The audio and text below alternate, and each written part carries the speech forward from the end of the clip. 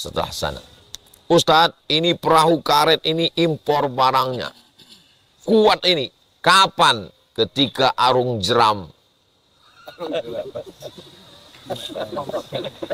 Airnya dahsyat. Tapi begitu sampai sana dayungnya patah, perahu karetnya bocor.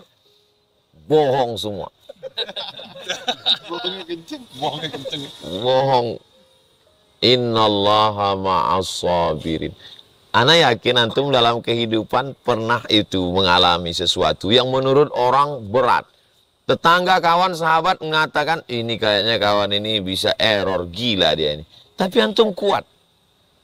Dalam bisnis, dalam keluarga, dalam usaha, dalam kehidupan. Terjadi pukulan-pukulan hidup yang luar biasa. Uniknya hidup kita ini, tidak ada nasibnya itu sama. Kita semua dalam keadaan istiqomah iman dan Islam. Amin ya rabbal alamin. Bagaimana caranya supaya bisa bersama dengan Buya Yahya? Berarti kita mesti pergi ke Al-Bahjah. Bagaimana caranya supaya tidak keluar dari Jakarta tapi bisa bersama dengan Kiai Idrus Romli? Berarti kita nunggu jadwal beliau kapan ke Jakarta, datang ke majelis pengajian. Bagaimana caranya supaya kita bisa bersama dengan A'agim? Berarti kita mesti pergi ke Bandung. Oh, saya Pak Ustadz tahu rumahnya di BSD. Itu cara. Tujuannya mau dekat. Setelah dekat mau belajar. Caranya, nah itu kalau kepada manusia. Dengan kalau ke Allah tuh bagaimana? A'udzubillahi minasyaitonirrajim. Ada 3 cara. Yang pertama, ya ayyuhallazina amanu.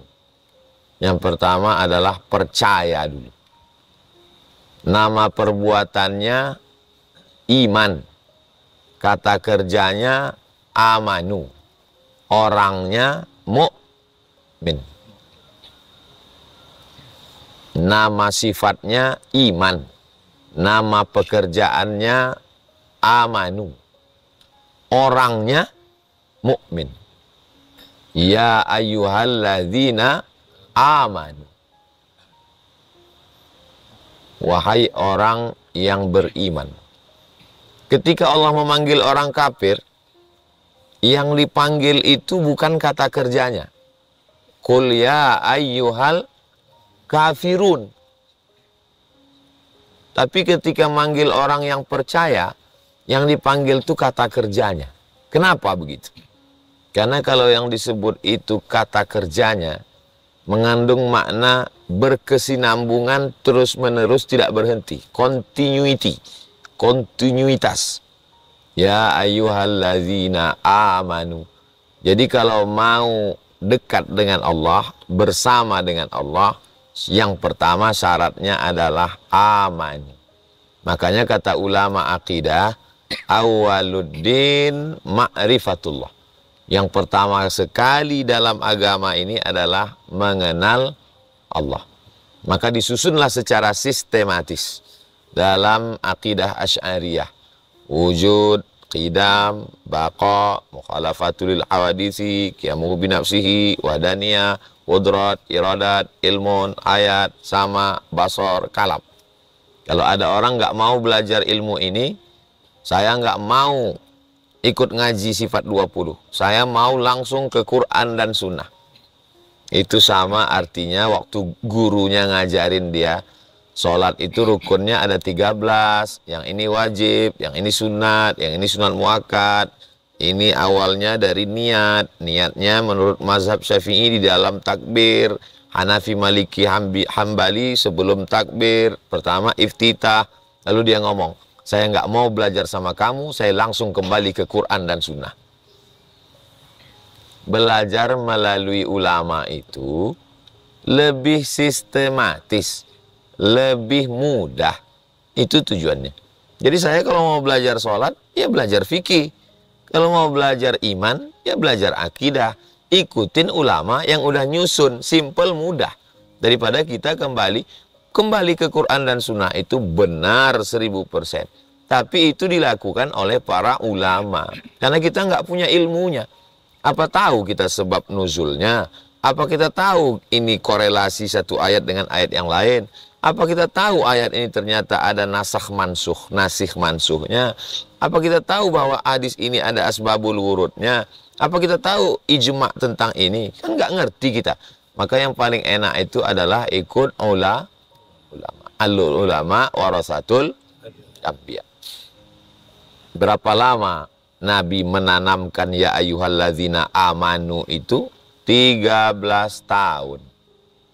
Setelah ya ayyuhalladzina amanu di kota Makkah Al-Mukarramah, ujung pas mau hijrah, barulah turun kewajiban sholat dengan subhanalladzi asra bi'abdihi lailan minal masjidil haram ilal masjidil aqsa. Isra Mi'raj.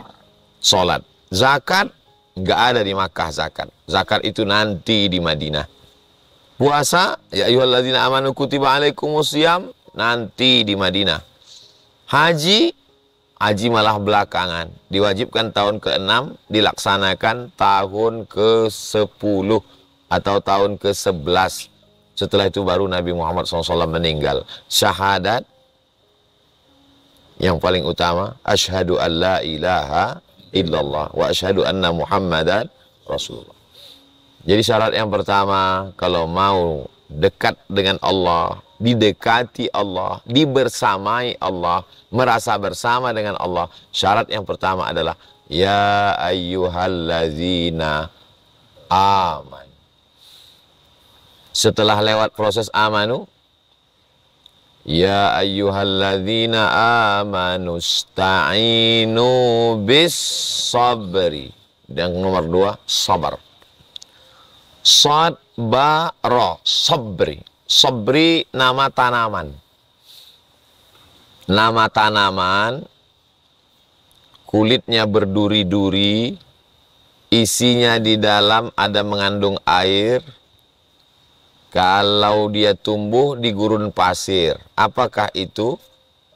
Kaktus. Kaktus itu bahasa Arabnya sabar. Kenapa sabar itu disebut dengan kaktus? Dilihat tidak menarik, dicium hidung bengkak. Kalau haus, dipatahkan di gurun pasir, haus, nggak ada air, patahkan itu batang kaktus, diperas. Enak airnya, pahit. Itulah sabar. Jadi kalau ada orang mengatakan, sabar itu ringan, kasih dia batang kaktus. Di Mesir ada minyak rambut. Minyak itu bahasa Arabnya zait.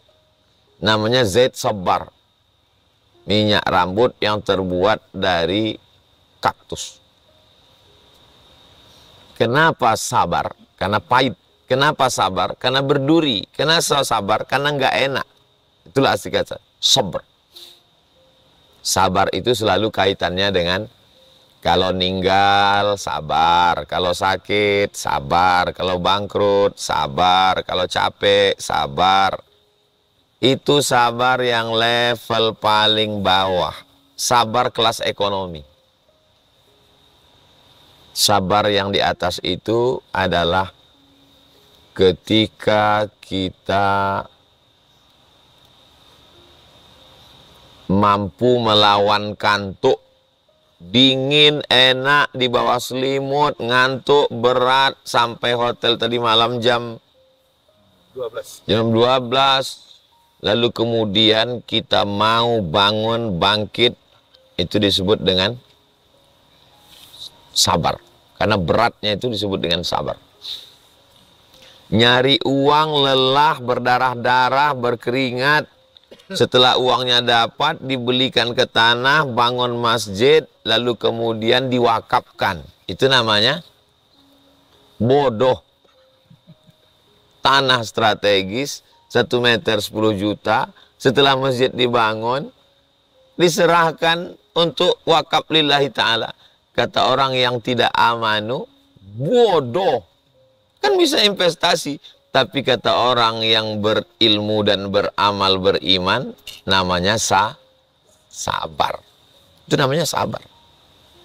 Anak muda, ganteng, terkenal, artis, disukai orang, lalu kemudian memanfaatkan popularitasnya untuk dakwah. Itu namanya, kata teman-temannya juga, bodoh. Lagi mampu buat dosa, buat aja sebanyak-banyaknya. Nanti udah tua baru taubat. Tapi itu disebut dengan sabar. Sabar yang paling tinggi. Sabar level VVIP. Anak muda, ganteng, punya uang, terkenal, kaya raya, digandrungi banyak perempuan muda, cakep-cakep, cantik-cantik. Mereka mengajak perbuatan maksiat dan dia berkata, "Inni akhafullah, aku takut kepada Allah." Orang ini disebut dengan orang yang sabar. Tapi teman-temannya bilang, "Kamu lugu. Kesempatan tidak datang dua kali. Sekali muda, buatlah sesukanya." Ini disebut dengan sabar. Antara meninggalkan perbuatan maksiat, meninggalkan maksiat itu tadi sabar. Melakukan taat, sabar. Bisa puasa, sabar. Bisa zakat, sabar. Mampu wakaf, sabar. Banyak zikir, sabar. Dingin-dingin naik ke atas padahal bisa sholat di kamar. Itu sabar apa bodoh?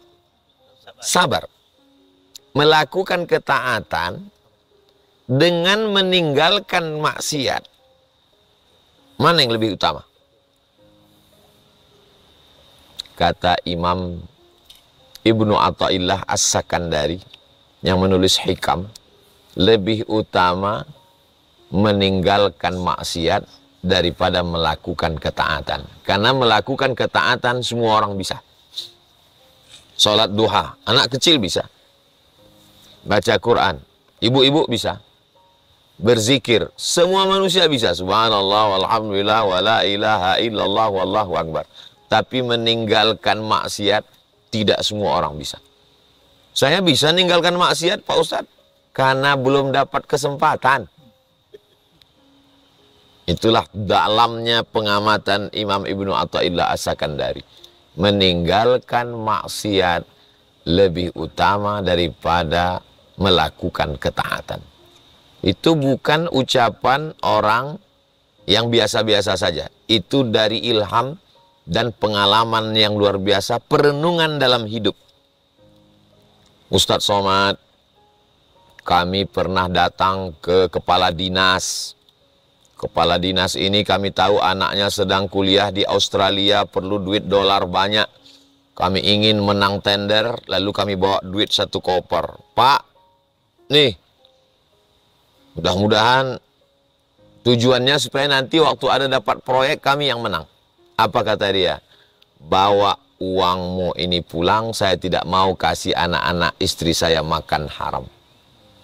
Berapa banyak orang yang punya kesempatan, ada jabatan, ada kekuasaan, punya harta banyak, bukan hanya sekedar ketaatannya sholat sunat, malah jadi imam dan khotib. Berapa banyak orang-orang kaya mampu jadi imam dan khotib, melakukan ketaatan. Tapi kalau sudah datang kesempatan seperti itu, menolak maksiat jauh lebih berat daripada melakukan ketaatan. Menolak perbuatan dosa jauh lebih utama daripada melakukan suatu kebaikan. Tapi jangan gara-gara ini lalu nggak sholat, nggak tahajud, nggak zikir, nggak puasa. Pas ditanya, kamu nggak sholat? Lebih utama menolak maksiat daripada melakukan ketaatan. Kita dua-duanya kita laksanakan. Ketaatannya kita lakukan, tapi maksiatnya kita jauhi. Karena ada juga orang ketaatannya jalan, kemaksiatannya juga jalan. Namanya sholat, terus maksiat jalan. Na'udzubillah. Kira-kira yang disampaikan Imam Ibnu Athaillah As-Sakandari itu betul, tepat, mengena, atau kurang tepat? renungkan, pikirkan masing-masing. Jadi kalau ada orang kelihatannya amalnya nggak begitu banyak, dia bukan ulama, biasa saja, duduk-duduk nyantai-nyantai di rumah dengan anak istri, lalu kata orang, kenapa sih dia nggak ikut? Kenapa sih dia nggak banyak sholat sunat? Kenapa dia nggak zikir? Kenapa dia nggak sholawat? Mungkin amal dia itu lebih banyak dari kita. Kita rajin maulid, kita rajin zikir, kita rajin puasa sunat, kita rajin sholat tahajud, kita rajin khatam Quran, kita rajin ini. Karena nggak ada kesempatan untuk dapat uang 1 koper. Kalau ada kesempatan lebih ganas daripada. Dia mungkin biasa saja amalnya. Tapi Allah sudah uji dia. Nanti di akhirat kita malu sendiri. Tapi kalau kita dapat suatu ilmu kajian, itu jangan menjadi legitimasi pembenaran terhadap perbuatan yang sebenarnya keliru. Sebetulnya kita malas melakukan ketaatan, tapi karena kita orangnya mau ngeles, akhirnya kalimat itu kita jadikan landasan. Ini tidak benar. Ya ayyuhalladzina amanu ista'inu bis sabri. Baru yang ketiga, wassalah. Orang selalu mengatakan sholat membuat orang sabar. Tapi kalau menurut ayat ini, sabar dulu baru sholat. Yakinkan dirimu bahwa engkau ciptaan Allah, hidupmu diatur oleh Allah, rezekimu diberikan Allah, Allah tidak pernah luput memandangmu, Allah dekat denganmu. Idza sa'alaka ibadi anni fa inni qarib.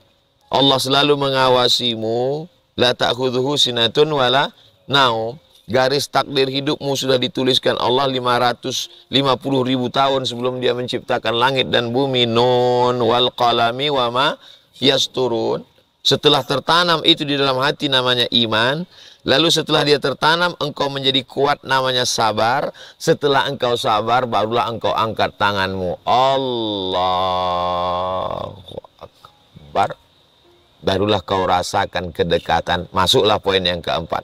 Ya ayyuhalladzina amanusta'inu bis sabri wassalah. Buahnya nomor 4. Innallaha ma'as,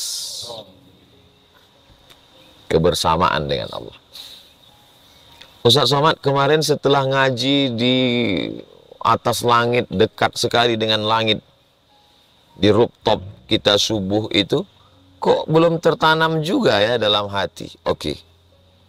Waktu Nabi berdua dengan Abu Bakar Siddiq di Jabal Sur, waktu mau hijrah itu, Abu Bakar itu ketakutan atau ada riwayat yang menyebut Abu Bakar ketakutan nggak? Diabadikan dalam Quran. Izhuma fil ghari, ketika mereka berdua di dalam gua. Idh yaqulu li sahibihi, dia berkata kepada sahabatnya Abu Bakar, la tahzan, jangan takut, innallaha ma'ana, Allah bersama kita. Itu diucapkan Nabi bersama Abu Bakar setelah Abu Bakar jalan sama Nabi 13 tahun. Jadi kalau kita baru ngaji beberapa hari, kok belum ya Pak Ustadz? Ya Abu Bakar aja begitu prosesnya. Apalagi Abu Lahab. Ya ayyuhalladzina amanusta'inu bis sabri wassalah. Iman, sabar, sholat. Iman, sabar, sholat. Tapi jangan nanti proses ini lalu kemudian dipotong. Saya nggak mau. Ini sejalan. Kamu nggak sholat, saya lagi penekanan yang 2 ini aja dulu. Saya dalam proses ini. Kata Ustaz Somad, ini ibarat seperti memasak, dia nggak boleh sekaligus. Saya sedang penguatan iman dan sabar dulu. Nanti setelah kuat baru saya sholat. Nggak bisa. Ya sekali jalan. Imannya ngaji wujud qidam baqa dengan siapa, ngaji tauhid, akidah. Tahawiyah, akidah Nasafiyah, akidah semua Ahlus Sunnah wal Jamaah. Setelah itu ngaji Aqidatul Awam, syarahnya Jala'ul Afham, Al-Husunul Hamidiyah, Ad-Dasuqi ala Ummil Barahin, itu penguatan iman. Lalu kemudian bisabri, ngaji Ihya Ulumuddin, itu sabar itu. Ngaji tasawuf, ngaji hikam dengan para asatiz kita, itu bab sabar itu. Lalu kemudian masuk bab sholat, mana rukunnya, mana syaratnya, mana wajibnya, tahsin fatihahnya, fikih sholat, yang pada akhirnya nanti buahnya, mengambil benihnya, menggali tanahnya, menanamnya, menyiramnya, mencabut rumputnya, mengawasi dari hamanya, dikasih pagar supaya jangan dimakan kambing. Nah, ini proses yang panjang. Nanti buahnya itulah dia. Innallaha ma'as sabirin. Kapan kita sadar innallaha ma'as sabirin? Ketika datang pukulan dalam hidup. As-sadmatul ula. Terjadi pukulan dalam hidup, semua orang datang menasehati kita dan mengatakan sabar ya, dan kita sudah sabar. Itulah baru terasa buah. Jadi rumah yang paling unik, yang paling cantik, yang paling indah adalah Baitul Ankabut, rumah Spiderman. Coba ambil kamera, cari sarang laba-laba, cantik sekali. Kapan baru teruji mana rumah yang kuat, mana rumah yang rapuh? Ketika datang angin kencang. Makanya, inna auhanal buyuti la baitul ankabut. Rumah yang paling rapuh adalah rumah laba-laba, sarang laba-laba. Kita tidak disuruh begitu. Membuatnya ribet, jelimet, sulit, tapi ternyata setelah itu jadi hanya diembus angin saja hancur. Kita mau rumah yang kokoh. Innallaha yuhibbul ladzina yuqatiluna fi sabilihi saffan ka'annahu bunyanun marsus. Ini tiang, ini pondasi, ini atap. Tiang, pondasi, atap saling menguatkan sehingga dinding, sehingga kubah bisa tegak utuh. Bunyanun marsus, seperti bangunan yang kokoh, bukan seperti bangunan laba-laba. Berteman, berkawan, bersahabat, berukhuwah, sama ngaji, kapan baru diuji? Ketika ada kesempatan. Apakah persaudaraan kita ini sudah teruji? Belum. Berapa banyak yang sudah ngaku bersaudara, ukhuwah, akhirnya pecah di tengah jalan ketika ujian datang. Begitu juga apakah yang tiga ini sudah teruji? Iman kita sudah teruji, sabar kita sudah teruji, sholat kita sudah teruji.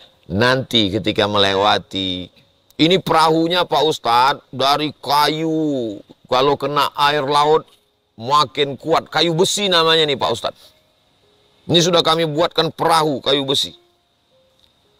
Kapan baru teruji perahu itu kuat? Nanti ketika di tengah laut datang ombak, dipukul gelombang, menabrak batu karang. Setelah sampai ke Pulau Harapan, baru kita katakan, memang betul kayu besi yang kau buat ini. Memang hebat perahu layar ini. Kapan? Setelah sana. Ustadz, ini perahu karet ini impor barangnya. Kuat ini. Kapan? Ketika arung jeram. Akhirnya dahsyat. Tapi begitu sampai sana dayungnya patah, perahu karetnya bocor. Bohong semua. Bohong. Innallaha ma'as sabirin. Ana yakin antum dalam kehidupan pernah itu mengalami sesuatu yang menurut orang berat. Tetangga, kawan, sahabat mengatakan, ini kayaknya kawan ini bisa error, gila dia ini. Tapi antum kuat. Dalam bisnis, dalam keluarga, dalam usaha, dalam kehidupan. Terjadi pukulan-pukulan hidup yang luar biasa. Uniknya hidup kita ini, tidak ada nasibnya itu sama. Seperti cap jempol. Nasib Aji Tono, nasib Lukman, nasib Bapak, nasib Mas Faiz, nasib Ustadz Rusli, nasib Ustadz Nizar, nasib Ustadz Ardi, nasib yang nggak saya sebutkan namanya, itu juga pukulan. Pukulan buat saya, kok nggak ingat saya. Innallaha ma'as sabirin. Bisa hati itu tenang, dipukul ombak, diempas gelombang, melewati beberapa fase dalam hidup, digoncang gempa, kokoh. Angin puting beliung, kuat. Badai datang menerpa, tetap. Itulah dia, innallaha ma'as sabirin. Yang tiga ini ikhtiar. Iman, ikhtiar. Sabar, ikhtiar. Salat, ikhtiar. Yang innallaha ma'as sabirin, Allah menurunkan. Kau lakukan yang tiga, aku bersamamu. Aku yang akan mendatangimu. Jadi kalau kita masih belum merasakan kebersamaan, belum kuat, itu berarti yang tiganya belum sempurna. Kenapa Allah nggak nguatkan saya? Kenapa Allah saya nggak merasa, kenapa Tuhan itu nggak ada? Kenapa? Jangan marah-marah, nanti cepat tua. Karena yang tiga itu belum lengkap. Mudah-mudahan apa yang kita lakukan ini dalam rangka proses penguatan yang tiga ini. Saya sampai hari ini masih tetap mengaji tauhid. Saya sampai hari ini masih tetap mengaji sabar. Dan sampai hari ini saya tetap mengaji sholat. Karena saya ingin dapat hadiah dari Allah. Innallaha ma'as sabirin. Ketika terjadi sesuatu yang tidak diharapkan, hati bisa sabar, bisa ridho. Mulut tidak sumpah serapah. Hati bisa tenang menerimanya. Mulut berkata, ya Allah. Itulah innallaha ma'as sabirin.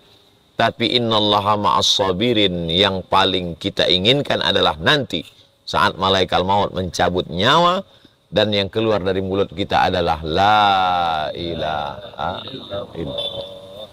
Innalladzina qalu rabbunallah summa istaqamu tatanazzalu alaihimul malaikah alla takhafu wa la tahzanu wa abshiru bil jannati allati kuntum tu'adun. Hadiah dari Allah. Diturunkan Allah Subhanahu wa taala malaikat. Setelah dia sebutkan fondasi dasarnya, iman, sabar, sholat. Kalau kamu lakukan yang tiga ini, nanti aku bersama kamu. Kalau Allah sudah berjanji aku bersama kamu, innaka la tukhliful, barulah masuk ayat berikutnya. Wala taqulu liman yuqtalu fi sabilillahi amwat bal ahya'u walakin la tash'urun. Isi ayat itu dua.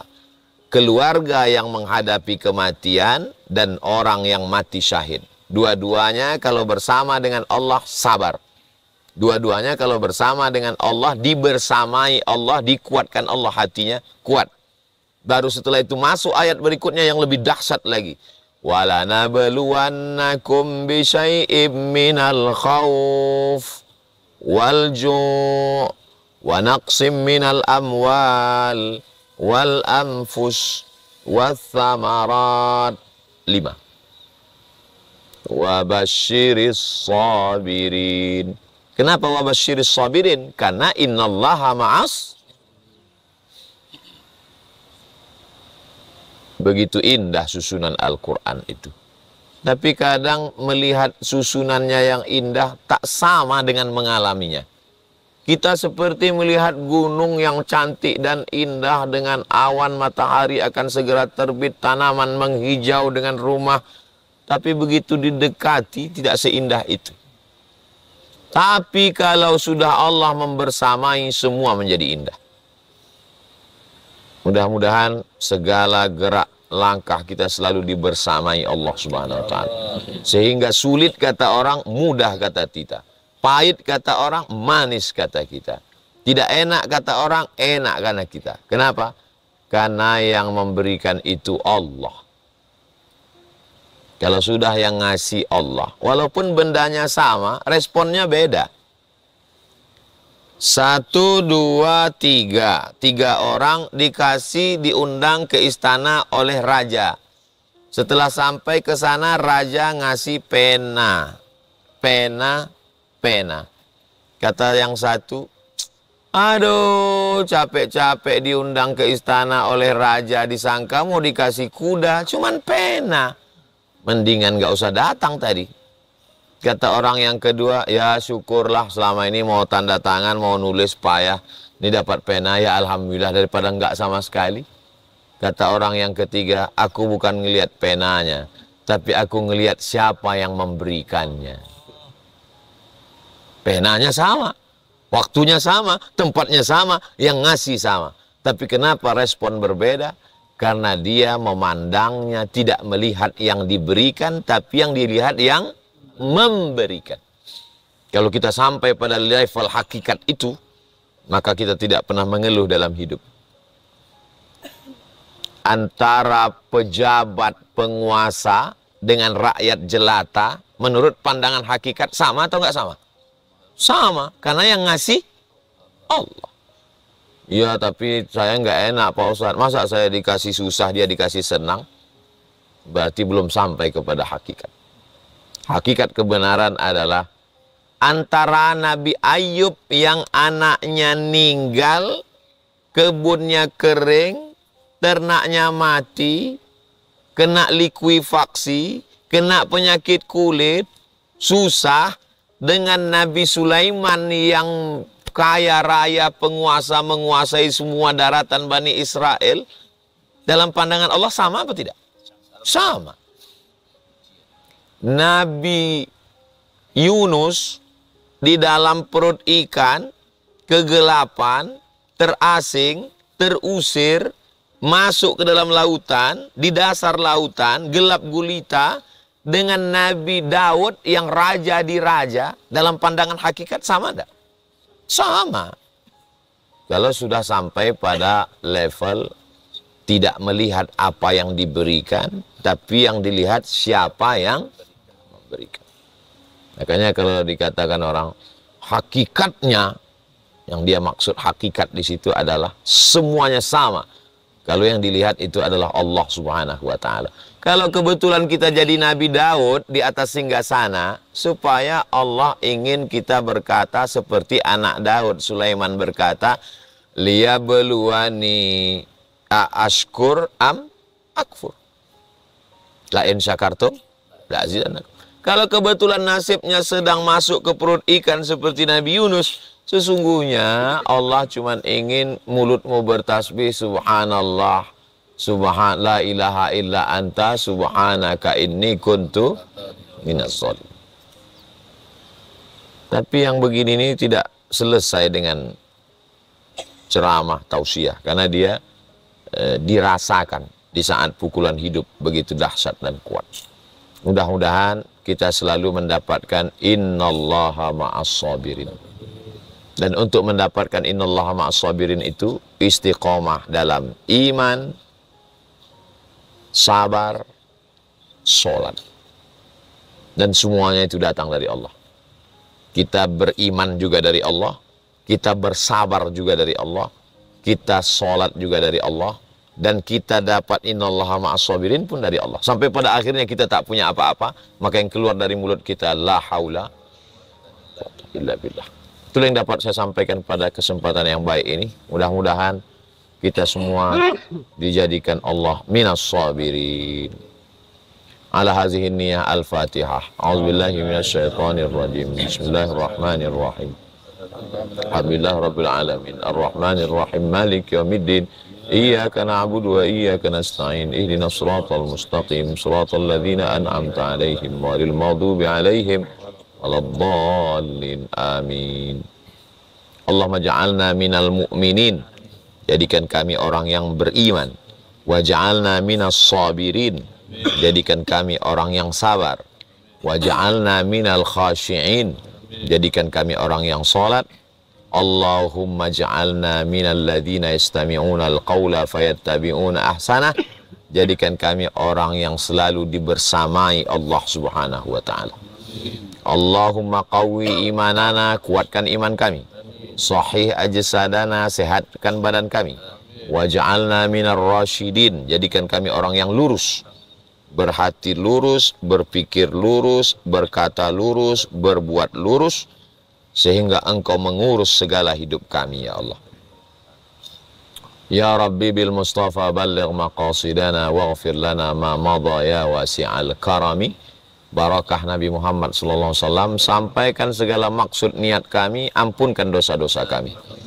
Rabbana fir lana dzunubana wa li abaina wa li ummahatina wa li azwajina wa liman hadarana, semua yang hadir di majlis ini. Wali masyaikhina, waliman ahsana ilaina, semua yang sudah berbuat baik pada kami tak mampu kami membalasnya, berikan kebaikan-kebaikan ya Allah. Allahumma anzilir rahmata wassalamata wal barakata ala hadhil jamaah. Allahumma ja'alna, Allahumma alif baina qulubina waj'alna minal mutahabbina bijalalik. Satukan hati kami, jadikan kami bersaudara karena Engkau. Azillana tahta zilli arsyika, sampai di padang mahsyar kami tetap bersaudara karena dapat lindungan di bawah singgasana arasy-Mu.